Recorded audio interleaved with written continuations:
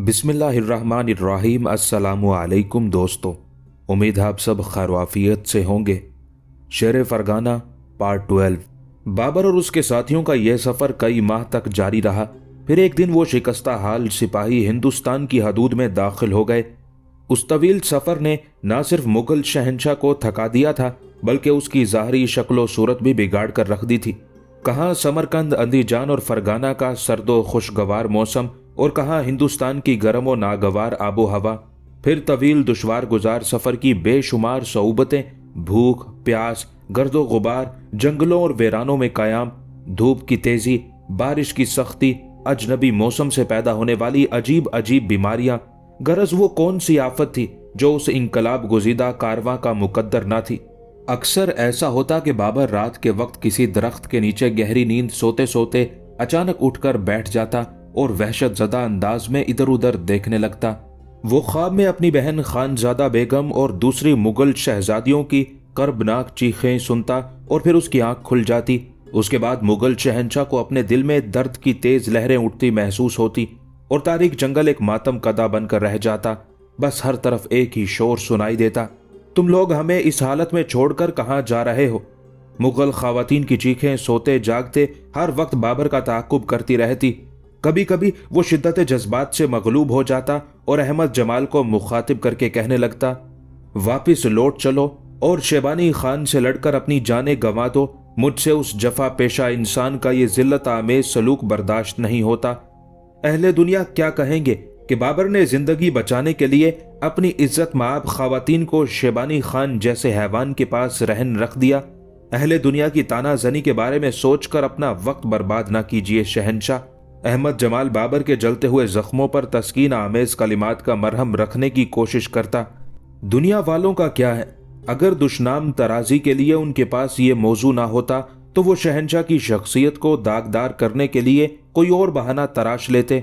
अहमद जमाल की मंतिकी गुफ्तगू सुनकर बाबर की आतिशी गजब आहिस्ता आहिस्ता सर्द होने लगी। कोई इस हकीकत को तस्लीम करे या ना करे, मगर मैं ये राज जरूर जानता हूँ कि शहंशाह ने चंद सांसों की खातिर शेबानी खान के हाथों अपने इज्जत व नामूस का सौदा नहीं किया है। अहमद जमाल चाहता था कि बाबर किसी न किसी तरह अपनी जिंदगी के उस तकलीफ दे और तारीक तरीन दौर को फरामोश कर दे, या फिर उस जख्म की सोजिश इतनी कम हो जाए कि मुगल शहंशाह आसानी से सांस ले सके। मैं तुम्हारा बहुत शुक्रगुजार हूं अहमद जमाल कि तुमने ऐसे नाजुक और संगीन वक्त में मेरा साथ नहीं छोड़ा। बाबर के चटके हुए आसाब पुरसकून हो जाते और उसके धुआं धुआं चेहरे पर हल्की हल्की शादाबी झलकने लगती। गर्दिश का ये वही वक्त है मेरे भाई जब चांद और सूरज को गहन लग जाता है और रोशनी भी उनका साथ छोड़ जाती है। शहंशाह की रफाकत मेरी जिंदगी का बहुत बड़ा एजाज है। अहमद जमाल एक नए जाविये से बाबर की दिलजोई करता। हम सब एक मकसद खास के लिए जंग कर रहे हैं ताकि अल्लाह के बंदों को इंसान नुमा दरिंदों से निजात मिल जाए। इस बेकसी की हालत में शेबानी खान से उलझना कोई दानिशमंदी नहीं होगी। चंद सरफरोश हैं, आखिर कितनी देर लड़ेंगे। ये सितमगर यही तो चाहते हैं कि हम लोग गुस्से से बेकाबू हो जाएं और फिर अपनी जानों को हलाकत में डाल दें। शेबानी खान से दूसरी महाज आराई हम पर कर्ज है। बेशक आज ताकत का तवाजुन उसके हक में है, मगर हम अल्लाह की रहमत से मायूस नहीं है कि मालिक व मुख्तार सिर्फ उसकी जात है। कल वो यकीनन हम नातवानों को नई ताकत बख्शेगा। फिर हम इस शान से शेबानी खान का कर्ज अदा करेंगे कि सारी दुनिया अपनी आंखों से ये तमाशा देखेगी और हम उस दरिंदे को बताएंगे कि इंसानी गोश्त खाने का अंजाम क्या होता है। अहमद जमाल की वलवला अंगेज गुफ्तगू सुनकर बाबर की धुंधली आंखों में उम्मीदों का नया आफताब तलू होने लगता। फिर ये मुख्तसर सा काफिला नए अज़ाइम के साथ अपनी मंजिल की तरफ रवाना हो जाता। दूर दराज और दुश्वार गुजार सफर ने बाबर और उसके सिपाहियों के हुलिये बदल दिए थे। उनकी जाहिरी हालत देखकर कोई एक शख्स भी ये नहीं कह सकता था कि खाना बदोशों की ये जमात कुछ दिन पहले समरकंद, अंदीजान और फरगाना पर हुकूमत कर चुकी है, और उस जमात में 15-16 साला एक ऐसा नौजवान भी है जिसे चंद माह कबल हजारों इंसान शहंशाह कहकर पुकारा करते थे। वक्त ने करवट ली तो रातों रात यही हुक्मरान जमात खाना बदोशों का एक मुख्तसर सा गिरोह बनकर रह गई, और अब उस गिरोह की पहचान ये थी कि देखने वाले बाबर और उसके साथियों को सितम रसीदा और इफलास गुजीदा इंसान समझकर उनसे इजहार हमदर्दी करते थे। खुद मुगल शहंशाह ने भी मकामी आबादी को यही तासुर दिया था कि वो लोग भूख की शिद्दत से तंग आकर तलाश रोजगार में हिंदुस्तान की तरफ आए हैं। बाबर और उनके सिपाही अगर इस मसलहत से काम ना लेते तो उनकी जिंदगी को शदीद खतरा लाहक हो सकता था। हुकूमत के कारिंदे बड़ी आसानी से उन्हें किसी बैरूनी ताकत का जासूस करार देते कि फिर उन लोगों को या तो हवालाए जिंदान कर दिया जाता या वो गरीबुल वतनी की हालत में इंतहाई बेदर्दी के साथ कत्ल कर दिए जाते। उस वक्त हिंदुस्तान के शुमाली इलाके पर अफगानी नस्ल हुक्मरान सुल्तान सिकंदर लोदी की हुकूमत थी और बाबर को उसी खित्ते से गुजरकर अयोध्या पहुंचना था। मुसलमानों के इक्तदार के बाद उस शहर का नाम बदलकर फैजाबाद रख दिया गया था। आज ये तारीखी शहर हिंदुस्तान के सबसे बड़े सूबे उत्तर प्रदेश में वाक़ है। जब बाबर और उसके साथी एक तवील मसाफत तय करके अयोध्या में दाखिल हुए तो मकामी लोगों ने उन्हें बड़ी हैरत से देखा। मुगल शहंशाह और उसके सिपाहियों के जिस्मों पर मैले और बोसीदा लिबास थे, जिन्हें देखकर पहली नजर में यही एहसास होता था कि ये गदागरों की कोई जमात है, मगर घोड़ों की मौजूदगी बता रही थी कि ये लोग गर्दिशे वक्त के सताए हुए हैं। अयोध्या में बामुश्किल चंद घराने मुसलमानों के थे, वरना बाकी आबादी कट्टर कौम परस्त हिंदुओं पर मुश्तमिल थी। बाबर और उसके सिपाहियों ने पहली बार एक अजीब कौम को देखा था।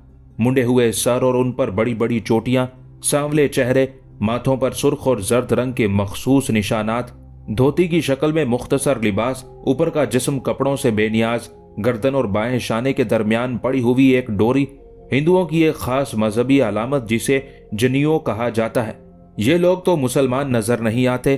बाबर ने अहमद जमाल को मुखातिब करते हुए कहा, फिर हम हजरत मूसा आशिका का पता किससे पूछेंगे? कहीं हम गलत जगह तो नहीं आ गए? ये हिंदू बुत परस्त हैं शहंशाह। अहमद जमाल ने अपने फरमा रवा के सवाल का जवाब देते हुए कहा, मैंने इनके मुतालिक किताबों में पढ़ा है, ये पत्थर के मुजस्मों की परस्तिश करते हैं। इतना कहकर अहमद जमाल घोड़े से नीचे उतर आया और एक हिंदू पुजारी से हजरत मूसा आशिका के बारे में पूछने लगा। हिंदू पुजारी अहमद जमाल की जबान से नाआशना था, इसलिए कोई जवाब ना दे सका और एक मुसलमान को अजीब नजरों से देखता हुआ मंदिर की तरफ बढ़ गया। उस इलाके में ज्यादातर ब्राह्मण आबाद थे। बाबर और उसके साथियों के जाहिरी हुलिये देखकर मकामी हिंदू इतना समझ गए थे कि आने वाले मुसलमान हैं और उसी कौम से ताल्लुक रखते हैं जो कई सदियों से उन पर हुकूमत कर रही है। उस एहसास ने अयोध्या के ब्राह्मणों को बाबर के साथ बदसलूकी पर उकसाया था। बाबर जिस हिंदू से भी हजरत मूसा आशिका का पता पूछता, वो हकारत भरी नजरों से उसकी तरफ देखता और आगे बढ़ जाता। एक तो जबान की अजनबियत, दूसरे मकामी बाशिंदों का मजहबी तासुब, गरज यही वो सूरत हाल थी कि जिसके बायस बाबर को अपनी मंजिल तक पहुंचने में बड़ी दुश्वारी पेश आ रही थी। सुबह से शाम हो गई, मगर किसी हिंदू ने मुसलमानों के उस खानमा बर्बाद काफिले से सीधे मुंह बात तक ना की। आखिर मगरिब से जरा पहले बाबर को एक शख्स नजर आया जो अपनी शक्लो सूरत से मुसलमान नजर आ रहा था। मुगल शहंशाह की आंखों में अजीब सी चमक उभरी, जैसे किसी शिकस्ता पा मुसाफिर को अचानक मंजिल का कोई सुराग मिल गया हो। बाबर ने उसे अपनी जबान में पुकारा। वो शख्स आवाज देने वाले की बात का मफहूम ना समझते हुए भी ठहर गया। इत्तेफाक से अहमद जमाल फारसी जबान जानता था और मकामी मुसलमान भी उस जबान से वाकिफ था। फिर जब दोनों को राब्ते की जबान मिल गई तो अहमद जमाल ने अपनी आमद का मकसद बयान करते हुए कहा, हमें लोगों ने बताया है कि यहाँ कोई बुजुर्ग हजरत मूसा आशिका रहमतुल्लाह अलैह रहते हैं, तो फिर आप हमें उन बुजुर्ग के पास ले चलिए। अहमद जमाल ने दरखास्त के लहजे में कहा, हम बहुत ही जरूरतमंद और परेशान हाल हैं, शायद उन बुजुर्ग की दुआओं से यह गर्दिश वक्त टल जाए। अल्लाह आपकी तमाम मुश्किलों को आसान करे। उस मकामी मुसलमान ने अपने हम मजहबों की हालत जार पर इजहार अफसोस करते हुए कहा, आप लोग हजरत मूसा आशिका से जरूर मिलें, अल्लाह ने उनकी जबान में बड़ी तासीर बख्शी है, तो फिर हमें उनके पास ले चलें। आखिर आपको किस बात का इंतजार है? अहमद जमाल के लहजे से इज़्तिराब भी झलक रहा था और शौके दीदार भी। शाम का अंधेरा गहरा हो चुका था। मकामी मुसलमान ने अहमद जमाल को समझाते हुए कहा, इस तारीकी में आप हजरात का उन बुजुर्ग तक पहुंचना दुश्वार हो जाएगा। एक तो रास्ता नाहमवार है, दूसरे बीच में दरियाए सरजो पड़ता है। ये दरिया बस एक ही मकाम पर पायाब है और उसी मखसूस जगह से इस दरिया को अबूर किया जा सकता है। अगर अंधेरे के बायस आपके घोड़े गहरे पानी में उतर गए तो एक नई मुश्किल का सामना करना पड़ेगा। इसलिए बेहतर है कि सुबह तक के लिए अपना ये सफर मुलतवी कर दें। फिर हम लोग ये रात कहाँ और किस तरह बसर करेंगे? अहमद जमाल के लहजे से तशवीश का इजहार हो रहा था। यहाँ के मकामी बाशिंदे हमें मशकूक और नापसंदीदा नजरों से देख रहे हैं और हमसे खौफजदा तो नहीं, मगर उनकी आंखों में हमारे लिए नफरत और कराहियत के सिवा कोई दूसरा रंग मौजूद नहीं है। यहाँ के बेशतर रहने वाले हिंदू बुत परस्त हैं, इसलिए वो मुसलमानों की जमात को देखकर अपनी नफरतों का इजहार नहीं करेंगे तो और क्या करेंगे। ये कहते कहते अजनबी के चेहरे पर एक अजीब सा रंग उभर आया था।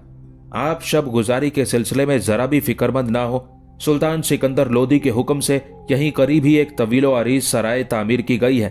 उस सराय में बैक वक्त सैकड़ों मुसाफिर बहुत आसानी के साथ अपने रोजो शब गुजार सकते हैं।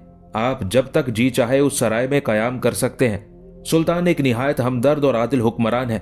सुल्तान ने मजहब और मिल्लत की तफरीक के बगैर इस सराय को तमाम इंसानों के लिए एक पनाहगाह बना दिया है। सुल्तान ही की तरफ से हर मुसाफिर के लिए खाने का भी इंतजाम किया गया है। हुकूमत वक्त ने इस सिलसिले में कई कारिंदे मुकर्रर किए हैं और मैं भी उन्हीं कारिंदों में से एक हूँ। अगर आप लोगों ने यहाँ ठहरना पसंद किया तो मकामी आबादी का आप पर कोई एहसान नहीं होगा। इस जेल में सुल्तान का वाज़ेह हुक्म मौजूद है कि यहाँ ठहरने वाले तमाम अफराद सिकंदर लोदी के मेहमान खास हैं। अगर हुकूमत के कारिंदों ने किसी भी मेहमान के साथ बेतवज्जोही बरती तो वो सब के सब संगीन सजा के मुस्तहिक होंगे। इसलिए आप बेखौफ खतर सराय में तशरीफ ले चलिए। आप किसी पर बोझ नहीं, सुल्तान के खसूसी मेहमान हैं। मुगल शहनशाह को फारसी जबान में ज्यादा महारत नहीं थी, फिर भी वो मकामी मुसलमान की गुफ्तगू का मफहूम समझ सकता था। सुल्तान सिकंदर लोदी के इंतजामात का जिक्र सुनकर बाबर दम बखुद रह गया और उसके दिल में एक अजीब सी ख्वाहिश ने करवट ली कि काश वो भी उस हुक्मरान से मुलाकात कर सकता जो अपनी रियाया का ऐसा निगहबान और गमगुसार है। अहमद जमाल भी सुल्तान सिकंदर लोदी की शख्सियत से बहुत मुतासिर हुआ था। फिर वक्त गोजीदा लोगों का ये मुख्तसर सा काफिला उस सराय की तरफ रवाना हो गया जो मुसाफिरों के लिए कमोबेश उनके घरों की तरह आरामदेह और मेहरबान थी। सराय के मुंतजिमीन में मुसलमान भी थे और हिंदू भी। सुल्तान सिकंदर लोदी का ये इंतजाम इसलिए था कि किसी भी मजहब से ताल्लुक रखने वाले मुसाफिरों को सराय में किसी किस्म की दुश्वारी का सामना ना हो। सराय को दो हिस्सों में तकसीम कर दिया गया था। एक हिस्से में मुसलमान मुसाफिर कयाम करते थे और दूसरे में हिंदुस्तान से ताल्लुक रखने वाले तमाम बुत परस्त मुसाफिर। इसी तरह खाने के सिलसिले में भी तफरीक और दर्जाबंदी कर दी गई थी। बाबर सुल्तान सिकंदर लोदी के उस हुस्न इंतजाम से भी बहुत ज्यादा मुतासिर हुआ। फिर जब बाबर और उसके सिपाही खाने से फारिग हो चुके तो मुगल शहनशाह हुकूमत के उस कारिंदे की तरफ मुतवज्जे हुआ जिसने उन खाना बदोशों की उस सराय तक रहनुमाई की थी। चूंकि अहमद जमाल बड़ी आसानी के साथ उस मकामी मुसलमान से गुफ्तगू कर सकता था, इसलिए बाबर ने अहमद जमाल ही को अपना तर्जुमान बनाया। अहमद, तुम इस मेहरबान शख्स से यहाँ के कुछ और हालात दरियाफ्त करो।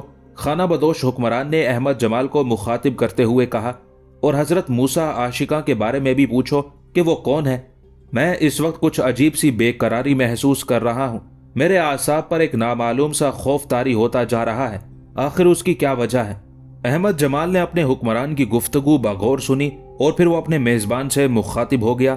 खानदानी ताल्लुक ना होते हुए भी हमारे और आपके दरमियान एक रिश्ता मौजूद है, वही सबसे पाकीज़ा और मुस्तहकम रिश्ता कि हम सब कलमा गो हैं, और वही मुकद्दस तरीन कलमा जो इंतहाई अजनबियत के बावजूद हमें इस कदर करीब ले आया है। क्या मुअज़्ज़ज़ मेज़बान अपना तारुफ कराना पसंद करेंगे? इस आजिज़ इंसान का तारुफ ही क्या? मेज़बान ने बड़े इंकसार के साथ कहा, मेरा नाम सैयद मुबारक अली है। बुजुर्गों ने कुतुबुद्दीन ऐबक के ज़माने में दहली की सकूनत इख्तियार की थी। फिर मैं तबलीग इस्लाम के लिए इस दूर दराज इलाके में चला आया जिसका हर गोशा कुफ्र की तारीकियों में लिपटा हुआ है। सैयद मुबारक अली के लहजे से शदीद कर्ब का इजहार हो रहा था।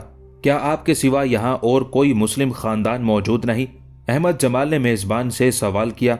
बस चंद घराने हैं, सैयद मुबारक अली ने अफसरदगी के साथ कहा। यहाँ के बाशिंदे बहुत तंग दिल और कम नजर हैं, ना हक की बात सुनते हैं और ना ईमान की रोशनी की तरफ देखते हैं। सुल्तान सिकंदर लोदी ने इस सिलसिले में कुछ नहीं किया। अहमद जमाल सफर में होते हुए भी हिंदुस्तान के सियासी और मजहबी हालात जानने की कोशिश कर रहा था। सुल्तान क्या कर सकते हैं? सैयद मुबारक अली के चेहरे से बदस्तूर उदासी झलक रही थी, और एक तन्हा इंसान कर भी क्या सकता है? ये तो हिंदुस्तान के तमाम मुस्लिम हुक्मरानों का फरीजा है कि वो आपस के इख्तलाफात खत्म करके तौहीद और रिसालत का पैगाम घर घर पहुंचाएं, मगर उन्हें नफ्स परस्ती से फुर्सत ही कब है? अलाउद्दीन खिलजी की इतनी वसीओ अरीज सल्तनत के टुकड़े टुकड़े कर दिए। सलातीन तुगलक की जाफरोशियों को खाक में मिला दिया। खुदाए वाहिद के बंदे अपने ताजो तख्त को बचाने के लिए बुत परस्तों से जा मिले। और क्या बाकी रह गया है? सैयद मुबारक अली के अल्फाज से उनके दिल का दर्द झलक रहा था। सुल्तान सिकंदर लोदी तो फिर भी रियाया के हमदर्द हैं, मगर उन्हें बैरूनी खतरात से निजात तो मिले। एक तन्हा इंसान सैकड़ों महाजों पर किस तरह लड़ सकता है। अहमद जमाल सैयद मुबारक अली की बातों से बहुत ज्यादा मुतासिर हुआ। वो बज़ाहिर बहुत सीधे साधे नजर आते थे, मगर उनकी गुफ्तगू से अंदाजा होता था कि सैयद मुबारक सिर्फ नाम के मुसलमान नहीं, वो एक आलिम व फाजिल इंसान थे और हिंदुस्तान के सियासी हालात पर गहरी नजर रखते थे। आपके कहने के मुताबिक यहाँ की अक्सरियत बुत परस्त है। अहमद जमाल ने गुफ्तगू का रुख मोड़ते हुए कहा, कसरत के नशे में कहीं ये लोग मुसलमानों को नुकसान तो नहीं पहुंचाते? कुफ्र के बंदे हमें क्या नुकसान पहुंचाएंगे साहबजादे? यकायक सैयद मुबारक अली मुस्कुराने लगे। ज्यादा से ज्यादा कत्ल कर डालेंगे, हमारे घरों को आग लगा देंगे। बाबर और अहमद जमाल सैयद मुबारक अली की जुर्रत व बेबाकी पर हैरान रह गए। हम तो इश्क के सफीर हैं और इश्क में तो यही सब कुछ होता है। खाना बदोशी, जंजीरों, सलासिल, जिंदान, सलीबोदार, मक्तल। सैयद मुबारक अली का सकूनो इत्मीनान काबिल दीद था। बुजुर्ग, मैं एक सफीरे इश्क के मनसब को समझता हूँ। अहमद जमाल के लहजे में सैयद मुबारक अली के लिए अकीदत का रंग शामिल हो गया था। मगर एक बात मेरी समझ में नहीं आई कि इस कदर हुस्ने सलूक के बावजूद इस शहर के हिंदू मुसलमानों के लिए शदीद नफरत के जज्बात क्यों रखते हैं। अगरचे हमने यहाँ रास्ता चलते बहुत थोड़ा वक्त गुजारा है, मगर फिर भी अक्सरियत परस्तों के चेहरे हमारे सामने बेनकाब हो चुके हैं। किसी चेहरे पर नफरत के सिवा कोई रंग ही नहीं और किसी आंख में गुस्से के सिवा कोई तासुर ही नहीं। आखिर ऐसा क्यों है? लाख मजहबी इख्तलाफ सही, लाख दुश्मनी सही, मगर मुसाफिरों के साथ तो कोई कौम भी ऐसा संग दिलाना सलूक रवा नहीं रखती। जबकि मुसलमानों के एक हुक्मरान सुल्तान सिकंदर लोदी का तर्ज अमल भी हम अपनी आंखों से देख रहे हैं। फिर ये कैसी नाशुक्र गुजार कौम है। अगर सुल्तान इशारा कर दें तो क्या मुसलमानों के घोड़ों के सुम इनके जिस्मों को नहीं रोंद डालेंगे? और क्या अहले ईमान की शमशीरें इनके कांधों का बोझ हल्का नहीं कर देंगी? और क्या अहले इख्तदार के तवाना बाजू इन्हें जंजीरे गुलामी पहनाकर शाहराहों पर जानवरों की तरह नहीं खींचेंगे? और क्या बा इख्तियार लोगों के गजब की आग इनके आफियत कदों को जलाकर राख नहीं कर देगी? ये कहते कहते अहमद जमाल बहुत ज्यादा जज्बाती हो गया था। बाबर ने घबराकर उसके कंधे पर हाथ रख दिया। अहमद, इसका लिहाज रहे कि हम यहाँ मुसाफिर हैं। बाबर ने तुर्की जबान में अपने जानिसार साथी को समझाया। सब कुछ हो सकता है, मगर हम अव्वलो आखिर मुसलमान हैं। सैयद मुबारक अली ने अपने मेहमान के सवाल का जवाब देते हुए कहा, मुसलमानों की फातिहाना जिंदगी का अपना अलग कानून है। वो इंसान तो इंसान सब्जादारों को भी नहीं जला सकते। क्या मकामी बुत परस्तों को मुसलमानों की इन आला रिवायात का इल्म नहीं है? अहमद जमाल ने एक और सवाल किया। इल्म का क्या जिक्र, मुसलमान तो अपने आइन पर अमल कर रहे हैं। सैयद मुबारक अली का लहजा भी पुरजोश था। फिर ये नफरत क्यों और ये बेजारी किस लिए? अहमद जमाल सैयद मुबारक अली के जवाब से मुतमईन नहीं हुआ था। यकीनन उसके पसे पर्दा कुछ और भी है। तुम्हारा ख्याल दुरुस्त है साहबजादे, तुम बहुत ज़हीन नौजवान हो। सैयद मुबारक अली ने सताइशी नजरों से अहमद जमाल की तरफ देखते हुए कहा, मकामी हिंदुओं की नफरत व बेजारी एक अलग किस्सा है, मगर तुम उस किस्से को सुनकर क्या करोगे? मुसाफिर हो, रात आराम सुकून से गुजारो और सुबह हजरत मूसा आशिका से मुलाकात करके अपनी मंजिल की तरफ चले जाओ। अगरचे सैयद मुबारक अली के लहजे से अपनायत का इजहार हो रहा था, लेकिन अहमद जमाल ने एक लम्हे में ये बात महसूस कर ली कि वो उस खास वाक़े की तफसीलात बताने से गुरेज कर रहे हैं। अहमद जमाल का तजस्सुस कुछ और बढ़ गया था और उसी तजस्सुस के ज़ेर असर उसने एक बार फिर सैयद मुबारक अली से दरख्वास्त करते हुए कहा, बुजुर्ग, हम मुसाफिर बाद में हैं, मगर मुसलमान पहले हैं। हमारा सफ़र भी जारी रहेगा और इंशाअल्लाह एक दिन हम मंजिल भी पालेंगे, मगर दिल में यह खलिश हमेशा बाकी रहेगी कि। अहमद जमाल ने कसदन अपनी बात अधूरी छोड़ दी थी।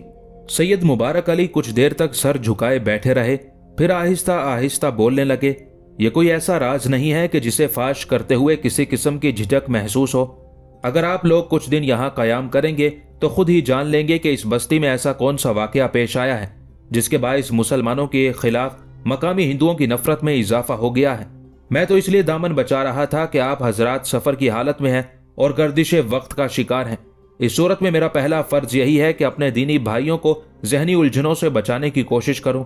सैयद मुबारक अली बड़े मुशफिकाना लहजे में बोल रहे थे, मगर अहले ईमान के मामलात में आप लोगों की गैर मामूली दिलचस्पी देखकर अंदाजा होता है कि मेरे मेहमान कोई आम मुसाफिर नहीं है। सैयद मुबारक अली का इशारा बाबर की तरफ था, जो पूरे इन्हमाक के साथ अपने मेजबान की गुफ्तगू सुन रहा था। मुगल शहंशाह के सिपाही महीनों बाद पेट भर खाना मिलते ही गहरी नींद सो चुके थे। बस बाबर और अहमद जमाल जाग रहे थे और उन दोनों की नींदें अयोध्या के हिंदुओं ने उड़ा दी थी। इस सराय में ठहरने वाले मुसाफिर तो आम हैं, लेकिन अपने सीनों में एक दर्दमंद और हसास दिल रखते हैं। चंद लम्हों के लिए अहमद जमाल को खतरा पैदा हो गया था कि कहीं सैयद मुबारक अली की जहांदीदा और गहरी नजरें उनकी फकीराना हालत के पीछे झांक कर मुगल शहंशाह की शख्सियत के हकीकी खद्दोखाल तक ना पहुंच जाए। इसलिए वो फौरन ही बोल उठा और अपने साथ बाबर को भी आम मुसाफिरों की सफ में खड़ा कर दिया, ताकि अगर सैयद मुबारक अली को उनके बारे में कोई शुबा हो तो वो चंद लम्हों में जायल हो जाए। सैयद मुबारक अली ने एक बार फिर शहंशाह बाबर और अहमद जमाल की तरफ मोहब्बत आमेज नजरों से देखा। अल्लाह तुम्हारे इन जज्बात को बरकरार रखे, वरना आम मुसलमानों के दिल तो मिल्लत इस्लामिया का मदफन बन चुके हैं। अहमद जमाल बड़ी बेकरारी के आलम में पहलू बदल रहा था। सैयद मुबारक अली का खलूस अपनी जगह, मगर अहमद जमाल तो उस वाक़े की तफसीलात जानने के लिए बेचैन था जिसकी तरफ उनके मेजबान ने एक मुबहम सा इशारा किया था। आखिर एक मुख्तसर से वक्फा सकूत के बाद सैयद मुबारक अली के होंठों को जुम्बिश हुई। इस इलाके में ब्राह्मणों की अक्सरियत है और ब्राह्मण वो कौम है जो अपने सिवा किसी दूसरे इंसान को आदमजाद मानने के लिए तैयार नहीं। हिंदुस्तान पर मुसलमानों के इक्तदार से इन ब्राह्मणों को शदीद अजियत पहुंची है और यह कोई गैर फितरी बात नहीं। मुसलमान भी किसी दूसरी कौम का गलबा बर्दाश्त नहीं करेंगे, मगर जिस वाक़े ने अयोध्या के बुत परस्तों को पागल बना दिया है वो बड़ा अजीब और नाकाबिले यकीन है। अचानक सैयद मुबारक अली का लहजा इंतहाई पुरसोज हो गया था और चेहरे पर एक फातिहाना रंग उभर आया था।